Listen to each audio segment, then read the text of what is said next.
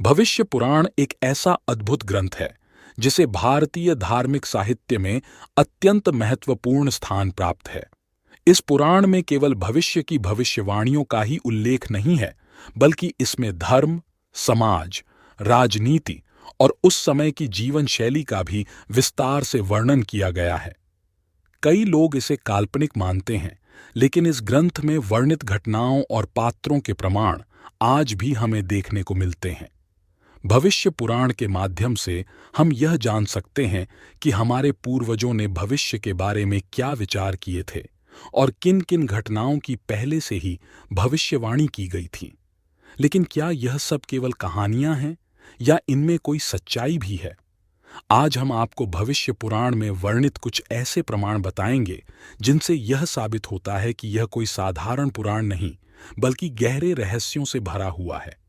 विज्ञान और इतिहासकार भी इन तथ्यों की पड़ताल कर चुके हैं और उन्होंने भी माना है कि भविष्य पुराण में दी गई कई भविष्यवाणियां आज के समय में सच साबित हो रही हैं। भविष्य पुराण की कई कथाएं ऐसी हैं जो आधुनिक जीवन से जुड़ी हुई प्रतीत होती हैं। इसमें वर्णित घटनाओं ने हमें यह सोचने पर मजबूर कर दिया है कि क्या हमारे पूर्वजों के पास ऐसा कोई ज्ञान था जो समय से आगे की सोच रखता था। कुछ घटनाएं ऐसी हैं जिनके प्रमाण हमें आज भी विभिन्न स्थानों और खुदाई के दौरान मिले हैं। यदि आप इस वीडियो के अंत तक हमारे साथ बने रहेंगे तो हम आपको भविष्य पुराण के ऐसे रहस्यों से रूबरू कराएंगे जिन्हें सुनकर आप खुद को जय श्री कृष्णा लिखे बिना नहीं रोक पाएंगे। वीडियो में आगे बढ़ने से पहले आपसे एक विनम्र निवेदन है। अगर आप हमारे चैनल पर नए हैं तो कृपया सब्सक्राइब करें और बेल आइकन दबाएं ताकि आपको हमारे नए वीडियो की जानकारी सबसे पहले मिल सके। आधुनिक युग के वैज्ञानिक और इतिहासकार भी इस बात से अचंभित हैं कि हजारों साल पहले लिखे गए इस पुराण में आज के समय की घटनाओं का उल्लेख कैसे हो सकता है। लेकिन यदि आप भविष्य पुराण को ध्यान से पढ़ें तो पाएंगे कि इसमें बहुत सी ऐसी भविष्यवाणियां हैं जो सत्य साबित हो चुकी हैं। उदाहरण के लिए, कई ऐतिहासिक घटनाओं और प्राकृतिक आपदाओं का विवरण भविष्य पुराण में मिलता है जिन्हें जानकर आप हैरान रह जाएंगे। भविष्य पुराण में एक रहस्यमयी कथा मिलती है जिसमें बताया गया है कि एक समय में हिंदकुश पर्वत तक हिंदुस्तान की सीमाएं फैली थीं। इस क्षेत्र में एक प्रसिद्ध शिव मंदिर था। एक बार जब कुछ संत इस पर्वत पर शिव के दर्शन के लिए गए तो भगवान शिव ने उन्हें संकेत दिया कि वे इस स्थान को छोड़ दें, क्योंकि वह स्वयं भी यहां से प्रस्थान करने वाले हैं। शिव ने बताया कि प्रलय का समय निकट है और इस क्षेत्र में किसी को भी नहीं रहना चाहिए। इसके बाद आक्रमणकर्ताओं द्वारा किए गए आक्रमणों ने इस क्षेत्र के हिंदू निवासियों को बुरी तरह प्रभावित किया। अफगान इतिहासकार खोंडा मिर के अनुसार इन आक्रमणों में लाखों हिंदुओं का सामूहिक नरसंहार हुआ। इस भयंकर नरसंहार के कारण ही इस पर्वत श्रेणी को हिंदकुश नाम दिया गया, जिसका अर्थ है हिंदुओं का वध। कुछ संतों का मानना है कि जब भगवान किसी स्थान से नाराज होते हैं तो वहां प्राकृतिक आपदाएं आने लगती हैं। आज हिंदकुश पर्वत और इसके आसपास का क्षेत्र भूकंप के केंद्र के रूप में जाना जाता है, जो इस क्षेत्र के रहस्यमय इतिहास की गवाही देता है। भविष्य पुराण की खास बात यह है कि इसे 3 चरणों में लिखा गया। पहले चरण में 5000 श्लोक, दूसरे में 11,000 और तीसरे में 14,000 श्लोक शामिल किए गए। इसके अतिरिक्त इसे अलग अलग भाषाओं में अनूदित भी किया गया है, जिनमें संस्कृत, हिंदी और अंग्रेजी प्रमुख हैं। क्या आप जानते हैं कि भविष्य पुराण के पात्र और घटनाएं भी किसी रहस्य से कम नहीं हैं? इस पुराण में वर्णित कई पात्र देवताओं के अवतार माने जाते हैं। उदाहरण के लिए, भगवान विष्णु के अंशावतार के रूप में वर्णित पात्र राजा विक्रमादित्य, जो भारतीय इतिहास में एक महान सम्राट के रूप में जाने जाते हैं। इसी तरह भगवान शंकर के अंश से उत्पन्न कई ऋषियों और संतों का विवरण भविष्य पुराण में मिलता है, जिनका योगदान हमारे समाज के विकास में महत्वपूर्ण रहा है। इसके साथ ही भविष्य पुराण में कई अद्भुत अस्त्र शस्त्रों का वर्णन है, जिनकी शक्ति आज भी वैज्ञानिकों को आश्चर्यचकित करती है।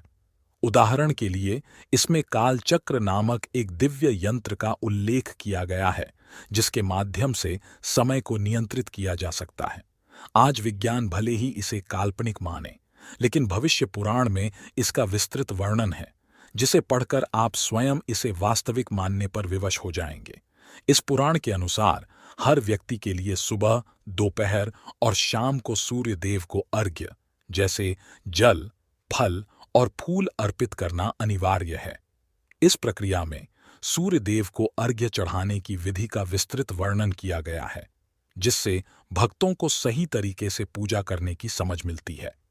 पंचभूतों से उत्पन्न होने वाले और देवताओं द्वारा प्रेरित विभिन्न प्रकार के रोग, शोक, संताप और अन्य सांसारिक दुखों से मुक्ति केवल सूर्य देव की उपासना के माध्यम से ही संभव है।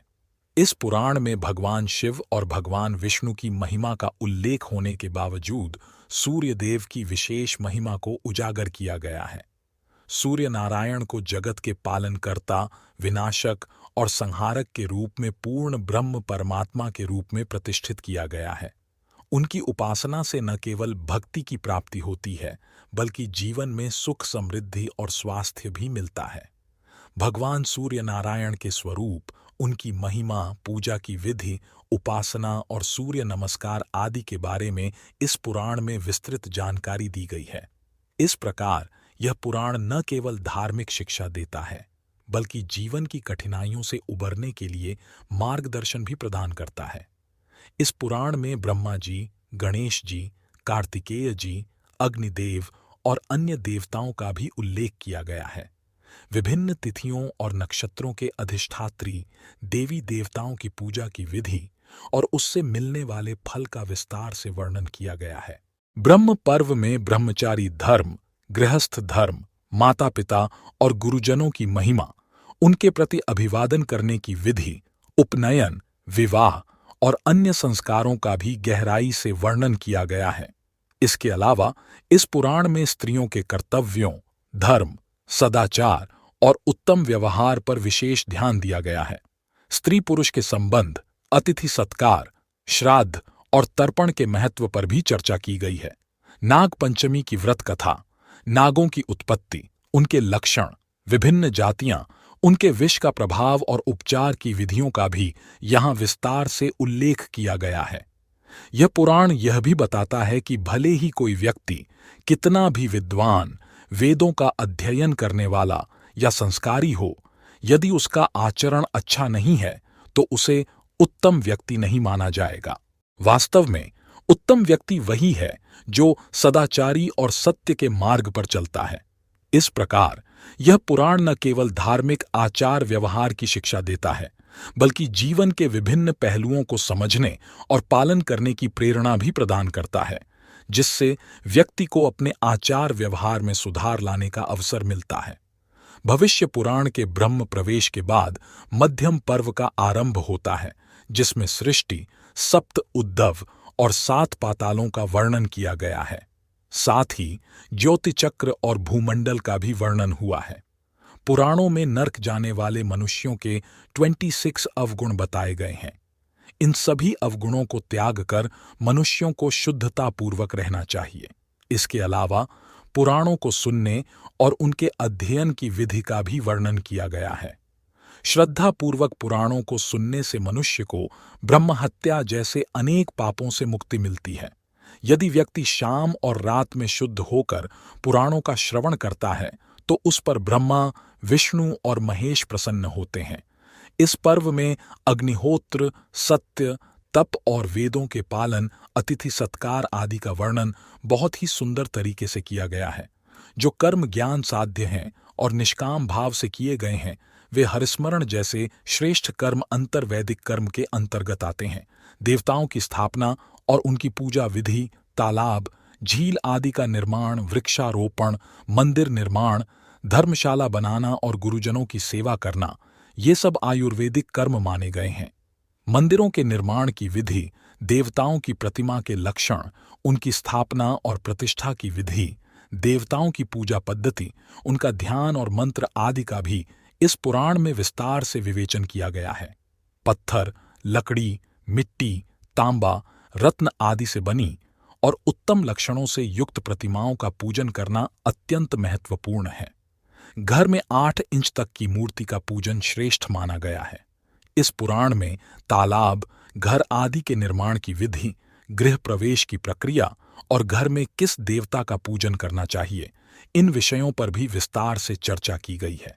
जो व्यक्ति फल फूल और छाया देने वाले वृक्षों का रोपण करता है, वह न केवल अपने पापों का नाश करता है, बल्कि दूसरों के लिए भी पुण्य का स्रोत बनता है। मार्ग और मंदिरों में वृक्षारोपण करने वाले व्यक्ति को इस लोक में महान कीर्ति और उत्तम फल की प्राप्ति होती है। जिनके पुत्र नहीं होते, उनके लिए वृक्ष ही पुत्र के समान होते हैं।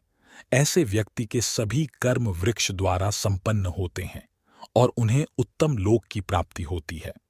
पीपल का वृक्ष लगाना 1 लाख यज्ञों से भी बढ़कर फलदायी माना गया है। अशोक का वृक्ष लगाने से शोक का सामना नहीं करना पड़ता और बिल्व का वृक्ष दीर्घायु प्रदान करता है।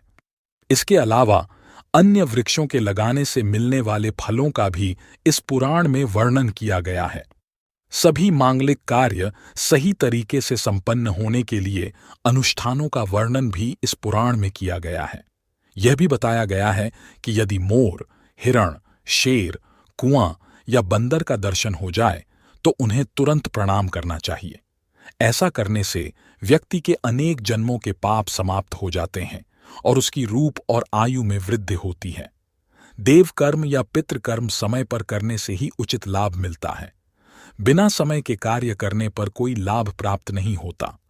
समय का विभाजन, महीनों की गणना, विवाह और जन्म तिथियों का निर्णय एवं वर्ष भर के विशेष पर्वों तथा कर्मों का वर्णन भी इस पुराण में किया गया है, जो कि आम लोगों के लिए अत्यंत उपयोगी है।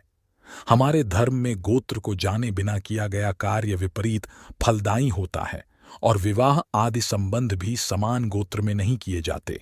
गोत्र संबंधी विवेचन का भी इस पुराण में विस्तार से वर्णन किया गया है।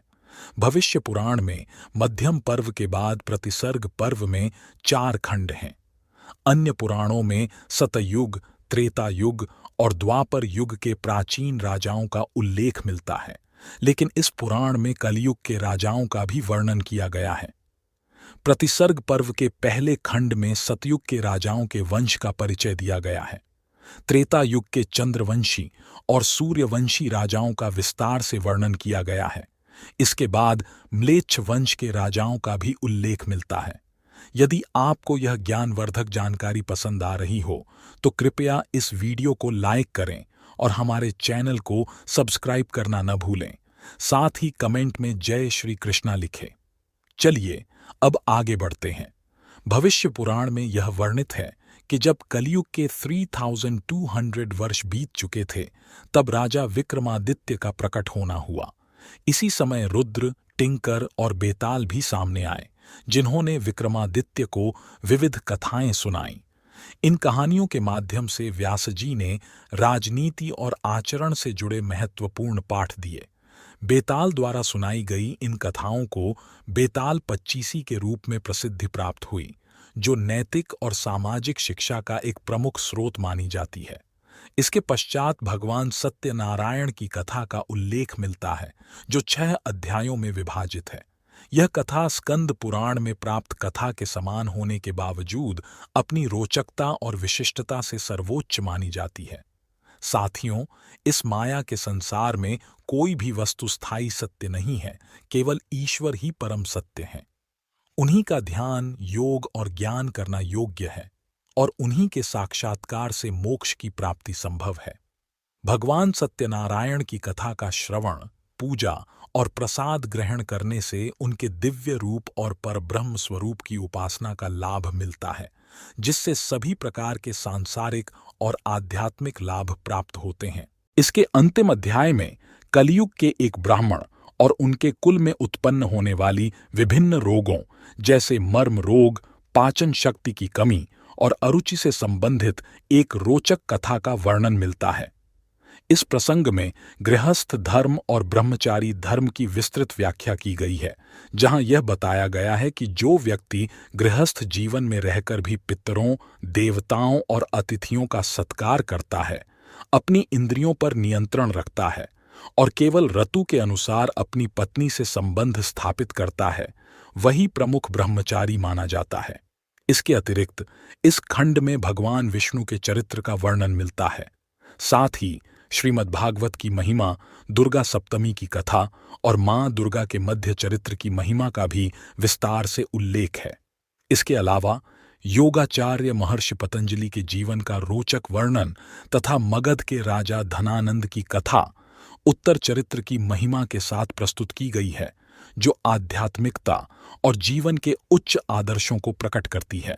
भविष्य पुराण के तीसरे खंड में रामायण पाठ, आल्हा उदल के चरित्र और कृष्ण की लीलाओं के साथ साथ जयचंद और पृथ्वीराज की वीर गाथाओं का समावेश है।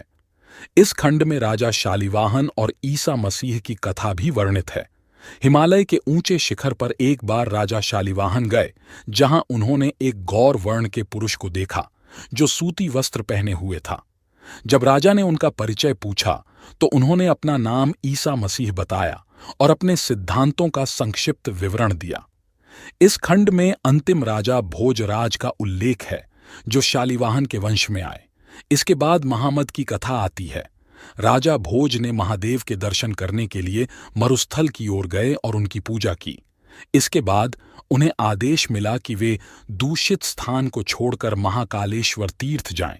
इसके बाद पांडव वंश से उत्पन्न अन्य राजवंशों और वर्क राज्य का वर्णन किया गया है। पांडव वंश की विजय और इंच वंश की पराजय का भी इस खंड में उल्लेख है। मोहम्मद गोरी वीरगति प्राप्त करने के बाद कुछ समय के लिए दिल्ली का शासन सौंप दिया और विदेश से धन लूटने का विवरण भी यहाँ मिलता है।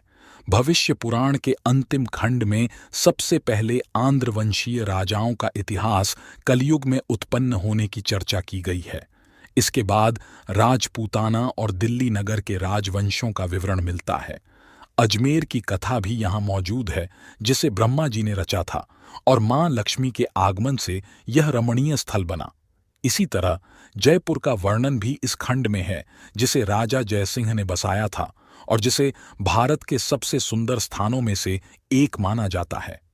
इस प्रकार भविष्य पुराण का यह खंड केवल ऐतिहासिक घटनाओं का संग्रह नहीं है, बल्कि यह हमारी धार्मिक और सांस्कृतिक धरोहर का एक महत्वपूर्ण स्रोत भी है, जो भारतीय संस्कृति की समृद्धि को उजागर करता है और हमारे अतीत को दर्शाता है।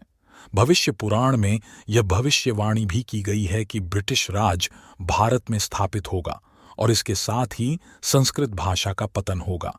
इसमें कहा गया है कि अंग्रेजी भाषा का प्रचार होगा, जिससे भारतीय समाज में एक सांस्कृतिक परिवर्तन आएगा। यह परिवर्तन उस समय को दर्शाता है जब रानी विक्टोरिया ने 1857 में भारत की साम्राज्य के रूप में शासन संभाला। इस ग्रंथ में यह भी उल्लेख किया गया है कि इस युग में नैतिक मूल्यों का पतन होगा और विदेशी धर्मों का प्रवेश होगा। इसे कुछ लोग इस्लाम के संदर्भ में देखते हैं, जिसमें महामद नामक पात्र का उल्लेख किया गया है। यह विदेशी शासन के दौरान सांस्कृतिक विघटन के व्यापक विषय को दर्शाता है। भविष्य पुराण अन्य पुराणों से अलग है, क्योंकि यह ऐतिहासिक व्यक्तियों और घटनाओं का विस्तृत वर्णन करता है। इसमें विभिन्न राजाओं और उनके विदेशी शक्तियों के साथ संबंधों का उल्लेख किया गया है। यह ग्रंथ आध्यात्मिक और भौतिक चिंताओं को मिलाकर एक ऐसा ताना बाना बुनता है जो भारतीय इतिहास को समझने में मदद करता है।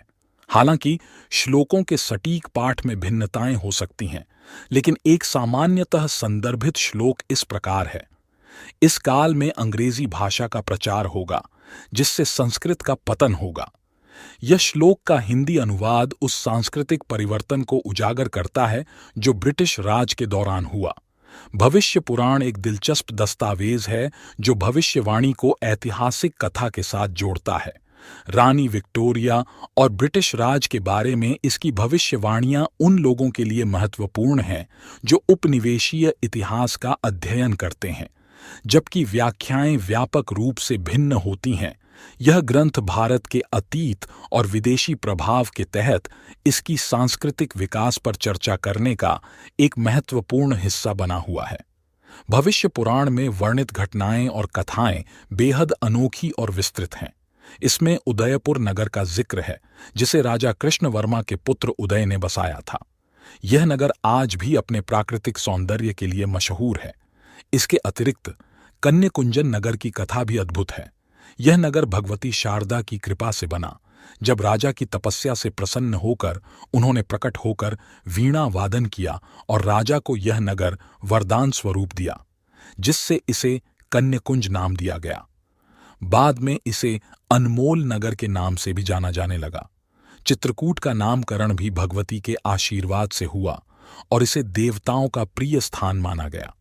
यहां कली का प्रवेश संभव नहीं है, इसलिए इसे क्लिंजर भी कहा जाता है। बंगाल के राजा भोज वर्मा के पुत्र काली वर्मा ने महाकाली की पूजा की थी।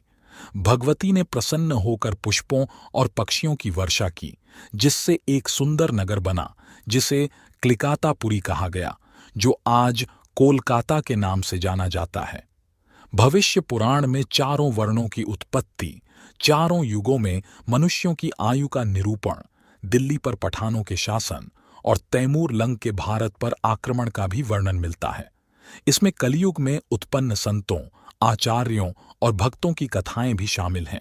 विशेष रूप से श्री शंकराचार्य, श्री रामानंदाचार्य, निम्बादित्य, श्रीधर स्वामी, बार मिहिर भट्ट, धनवंतरी, श्री विष्णु स्वामी, कृष्ण चैतन्य देव और श्री रामानुज जैसे व्यक्तित्वों का विस्तार से वर्णन किया गया है। इन्हें दिव्य अवतार के रूप में प्रस्तुत किया गया है, जिनका मुख्य उद्देश्य कलयुग में धर्म की रक्षा करना था। इन संतों ने विभिन्न संप्रदायों की स्थापना में महत्वपूर्ण भूमिका निभाई। विशेष रूप से चैतन्य महाप्रभु का उल्लेख है, जिन्होंने भगवान जगन्नाथ के द्वार पर अपनी जीवन लीला समाप्त की। संत सूरदास, तुलसीदास, कबीर, रैदास और नामदेव जैसे महान संतों की कथाएं भी विस्तार से प्रस्तुत की गई हैं। इसके अलावा 10 दशनामी साधुओं की उत्पत्ति, आनंदगिरी, पुरी, वन आश्रम पर्वत और नाथ संप्रदाय की उत्पत्ति का भी उल्लेख किया गया है। इस प्रकार भविष्य पुराण हमारे लिए धार्मिक और सांस्कृतिक धरोहर का एक महत्वपूर्ण स्रोत है, जो न केवल ऐतिहासिक घटनाओं को उजागर करता है, बल्कि संतों के जीवन और उनके कार्यों को भी दर्शाता है। रावण, कुंभकर्ण, गणेश जी और हनुमान जी के जन्म की कहानियों का भी विस्तृत वर्णन किया गया है। हनुमान जी की कथा में बताया गया है कि वे श्री केसरी और अंजनी के पुत्र के रूप में प्रकट हुए। उनके बाल्यकाल में एक घटना हुई, जब उन्होंने आकाश में सूर्य को फल समझकर पकड़ने का प्रयास किया।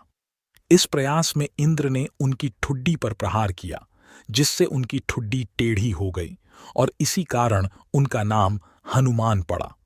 रावण और हनुमान जी के बीच युद्ध की कथा का भी वर्णन मिलता है। इसमें रावण के पिता विश्रवा ने हनुमान जी को वैदिक स्त्रोतों से प्रसन्न करके रावण का पिंड छुड़ाया। इसके पश्चात ब्रह्मा जी का प्रकट होना, सृष्टि की उत्पत्ति और शिव पार्वती के विवाह की घटनाएं भी वर्णित हैं। भविष्य पुराण के अंतिम अध्याय में मुगल बादशाहों और अंग्रेजों के शासन का भी जिक्र किया गया है। इसमें प्रमुख मुगल शासकों जैसे अकबर, हुमायूं, बाबर, शाहजहां, जहांगीर और औरंगजेब का विस्तृत विवरण दिया गया है। इसके अलावा छत्रपति शिवाजी की वीरता का विशेष उल्लेख भी इस ग्रंथ में किया गया है। पिस्टोरियस आसन और उनकी संसद, पार्लियामेंट का भी विस्तार से वर्णन मिलता है। विक्टोरिया को यहाँ विकटपति के नाम से संबोधित किया गया है। अंत में कलयुग के अंतिम क्षणों में नरक के भर जाने की कथा भी मिलती है, जिसमें सभी नरक मनुष्यों से पूरी तरह भर जाते हैं और इसके परिणाम स्वरूप मनुष्यों में अत्यधिक दुख और पीड़ा फैल जाती है। भविष्य पुराण का अंतिम अध्याय उत्तर पर्व कहलाता है, जिसमें व्रत, दान और उत्सवों के बारे में विस्तृत जानकारी दी गई है। यहाँ व्रतों की एक अद्भुत श्रृंखला का वर्णन किया गया है, जिसमें प्रत्येक तिथि, मास और नक्षत्रों के व्रतों का महत्व बताया गया है। इसके साथ ही इन व्रतों से संबंधित अधिष्ठात्री देवता, व्रत की विधि और इनसे मिलने वाले फलों का भी विस्तृत वर्णन है। उत्तर पर्व के आरंभ में श्री नारद जी को भगवान श्री नारायण द्वारा विष्णु माया का दर्शन कराया गया है। नारद जी एक बार भगवान नर नारायण से माया देखने की इच्छा प्रकट करते हैं।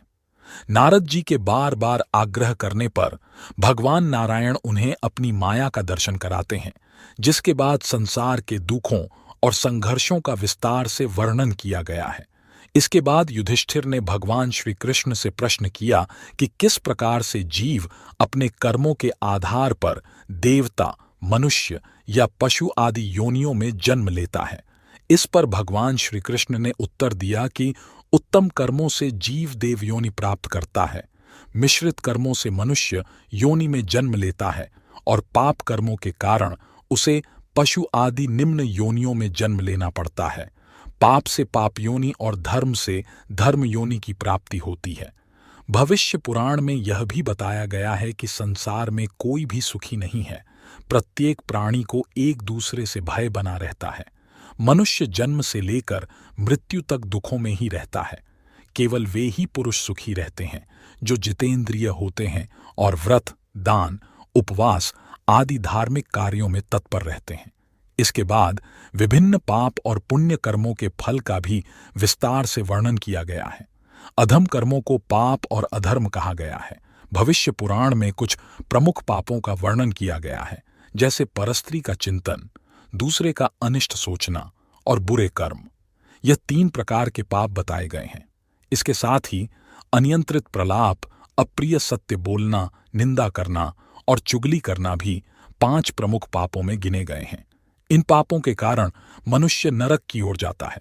अत्यधिक भक्षण, हिंसा, संयमित जीवन ना जीना और दूसरों की संपत्ति को हड़पना, ये 4 अन्य पापों का उल्लेख भी किया गया है। इन सभी पापों के कारण मनुष्य नरक की यातनाएं भुगतता है। साथ ही जो लोग हमेशा ईश्वर से दूर रहते हैं, वे कलयुग के सबसे बड़े अपराधी होते हैं। भविष्य पुराण में ब्रह्म हत्या, सुरापान, स्वर्ण चोरी और गुरुपत्नी गमन को महापातक पाप माना गया है। इनके संपर्क में रहने वाले को भी महापातक का भागी माना गया है। ऐसे पापी व्यक्ति नरक की पीड़ा का सामना करते हैं। इसके अलावा अन्य महापातकों का भी वर्णन मिलता है, जिनका फल और दुख नरक के समान होता है। भविष्य पुराण में यह कहा गया है कि बुद्धिमान मनुष्य को अपने शरीर को क्षणभंगुर मानते हुए पाप कर्मों से दूर रहना चाहिए, क्योंकि पाप का फल नरक से भी अधिक कष्टकारी होता है।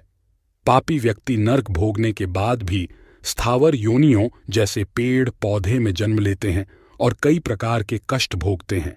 इसके बाद उन्हें कीट, पतंग, पक्षी, पशु आदि योनियों में जन्म लेना पड़ता है और अंततः मनुष्य योनि प्राप्त होती है। मनुष्य जन्म को स्वर्ग और मोक्ष प्राप्त करने का सबसे बड़ा अवसर माना गया है। इसीलिए मनुष्य को ऐसे कर्म करने चाहिए जिससे उसे नरक में न जाना पड़े। देवताओं और अन्य प्राणियों के लिए भी मनुष्य जन्म एक दुर्लभ अवसर होता है। धर्म का पालन करने से ही मनुष्य का जन्म भारतवर्ष में होता है और इसे सबसे उत्तम माना गया है। विश्व पुराण में यह भी कहा गया है कि जो व्यक्ति मनुष्य योनि में जन्म लेकर धर्म के मार्ग का अनुसरण नहीं करता, वह सबसे बड़ा अज्ञानी है। भारत भूमि में जन्म लेकर यदि कोई अपने कल्याण के लिए अच्छे कर्म नहीं करता, तो उसका जीवन व्यर्थ हो जाता है। जब तक शरीर स्वस्थ और सक्षम है, तब तक पुण्य कर्मों में संलग्न होना चाहिए, क्योंकि समय किसी का इंतजार नहीं करता। मृत्यु अटल है और मनुष्य को अपना धन संपत्ति यहीं छोड़कर जाना पड़ता है। इसलिए सदा धर्म और दान के कार्यों में लीन रहना चाहिए। दान ही एक ऐसा माध्यम है जो मनुष्य को परलोक की यात्रा में सहायक बनता है। जो लोग दान करते हैं, वे सरलता से परलोक के मार्ग पर आगे बढ़ते हैं, जबकि जो दान नहीं करते, उन्हें अनेक कठिनाइयों का सामना करना पड़ता है। भविष्य पुराण में यह भी बताया गया है कि भगवान की शरण में जाने से मनुष्य अपने पापों से मुक्त हो सकता है। इसीलिए मनुष्य को हमेशा पाप से बचते हुए परमात्मा की शरण में रहना चाहिए। यह मानव जीवन एक अनमोल अवसर है, जिसे व्यर्थ नहीं गंवाना चाहिए। इस जीवन में ऐसे कार्य करने चाहिए जिनसे न केवल इस लोक में बल्कि परलोक में भी सुख प्राप्त हो। यदि यह जीवन व्यर्थ चला गया तो फिर से जन्म लेकर संसार के कष्टों का सामना करना पड़ेगा। जो लोग व्रत, उपवास और दान जैसे पुण्य कर्मों से अपने जीवन को भरते हैं, वे परलोक में भी उन्हीं पुण्य कर्मों का फल भोगते हैं। पुराणों में अनेक व्रतों का विस्तार से उल्लेख किया गया है, जिनकी विधि भी बताई गई है। इन व्रतों का पालन करने से व्यक्ति को इस जीवन में और परलोक में भी लाभ प्राप्त होता है। भविष्य पुराण के एक महत्वपूर्ण अध्याय में विस्तार से बताया गया है कि मनुष्य को मृत्यु के समय अपने शरीर का त्याग कैसे करना चाहिए। जब यह ज्ञात हो जाए कि मृत्यु निकट है, तो मनुष्य को सभी सांसारिक बंधनों से मुक्त होकर अपने इष्ट देव या श्री हरि विष्णु का स्मरण करना चाहिए। पहले पवित्र जल से स्नान कर लेना चाहिए और शुद्ध वस्त्र धारण करने के बाद भगवान की स्तुति और ध्यान में लग जाना चाहिए। इस समय मनुष्य को अपनी सामर्थ्य अनुसार दान करना चाहिए, जैसे भूमि, गोदान, स्वर्ण, वस्त्र या अन्न का दान। उसे अपने परिवार के सभी रिश्तों जैसे पत्नी, पुत्र, भाई बंधुओं से मानसिक रूप से मुक्ति प्राप्त करनी चाहिए और मित्रों, शत्रुओं या दूसरों के प्रति अपने विचारों को समाप्त कर अपने मन को पूरी तरह से शांत कर लेना चाहिए। भगवान विष्णु या अपने आराध्य देव के नाम का कीर्तन करते हुए और उनके रूप का ध्यान करते हुए प्रार्थना करनी चाहिए। जब मृत्यु अत्यधिक समीप हो तो दक्षिण या उत्तर दिशा में सिर करके लेटना चाहिए और भगवान से प्रार्थना करनी चाहिए।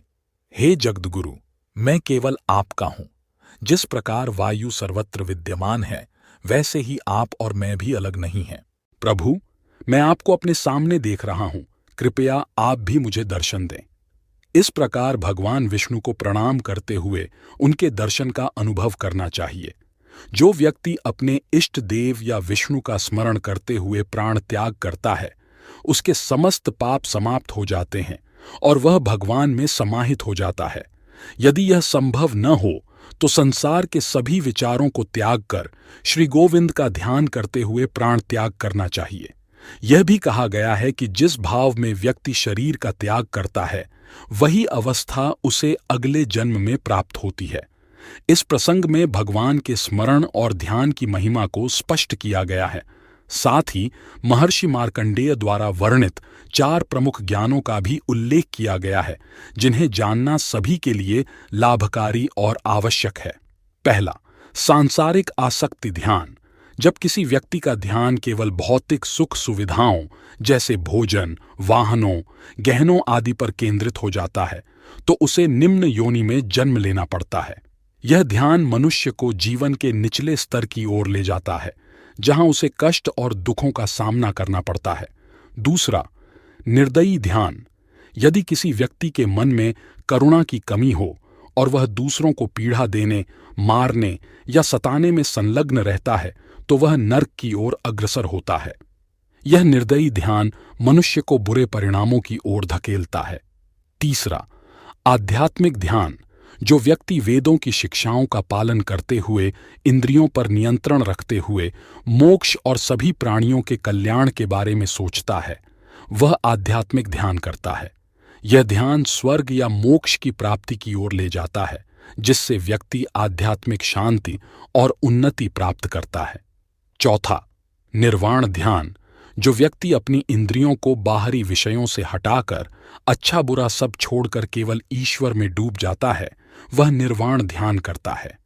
इस ध्यान से मोक्ष की प्राप्ति होती है, जो व्यक्ति को अंतिम मुक्ति प्रदान करता है।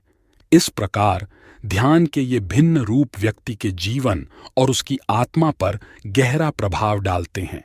इस वीडियो में हमने दान की महिमा और विभिन्न आयोजनों का विशेष रूप से वर्णन किया है।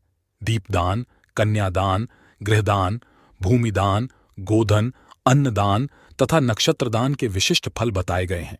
साथ ही होली, दिवाली, रक्षा पर्व, नवमी महोत्सव जैसे त्योहारों के महत्व को भी विस्तार से समझाया गया है। मनुष्य को मुख्य रूप से 2 ही बातें सबसे अधिक प्रभावित करती हैं: दुख से डर और सुख की लालसा। इन्हीं भावनाओं से प्रेरित होकर लोग व्रत, दान और धार्मिक कार्यों की ओर अग्रसर होते हैं।